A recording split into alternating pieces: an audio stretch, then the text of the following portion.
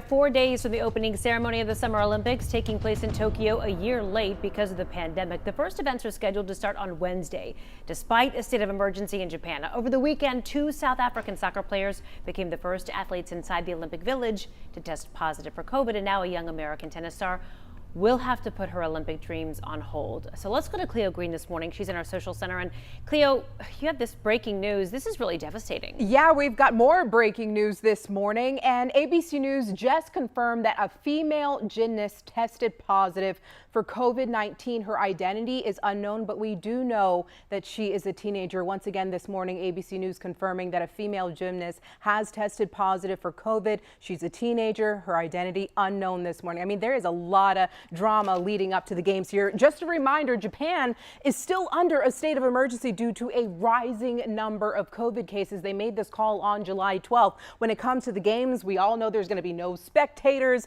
at the Olympic venues, and for the first time ever, athletes will put on their own medals. Now, you just mentioned Coco Gauff. Big news this morning making headlines. Tennis star Coco Gauff has dropped out of the Olympics after testing positive for COVID-19. She posted this message on all of her social media platforms saying, "I am so disappointed to share this news, and I want to wish Team USA the best of luck and a safe games for every Olympian and the entire Olympic family." All right, there's more to cover here. As I said, big drama here when it comes to the games. It's really unclear if Gauff was staying in the Olympic Village when she tested positive. Earlier in the weekend, we also know that 2 South African soccer players became the first athletes inside of the Olympic Village to test positive for COVID-19. A South African video analyst as well tested positive. Now, according to ABC News, there are now more than 50 confirmed cases linked to the games. More about Coco. Once again,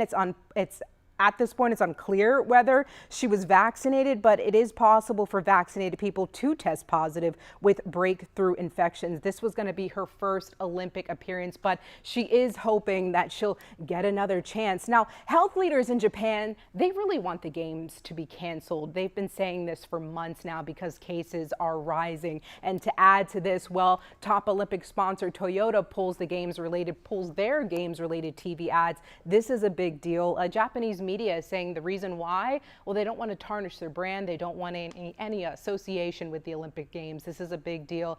Kara Mark, I'll send it back to you. Once again, that breaking news, learning that a female gymnast has now tested positive for COVID-19. We don't know who, but we do know she is a teenager. Well, Kara and I were just talking. I wouldn't be shocked if these Olympics don't end up being finished. I mean, we expect them to start this upcoming Friday, but it would not surprise me if they do not go all the way through. A lot of people were wondering if they were going to even happen at this point. I mean, when you think about all of the hard work that these people have put in, they've made it, they've qualified, yeah. And now this, to have it yanked away literally at the last while minute. you're there, yeah. And I mean, with the U.S. gymnast, it's like, does the whole team have to isolate now? Big questions, and, yeah. So could that impact what goes on with that portion of the game? So very, very interesting, and we'll be following that very closely. But we'll also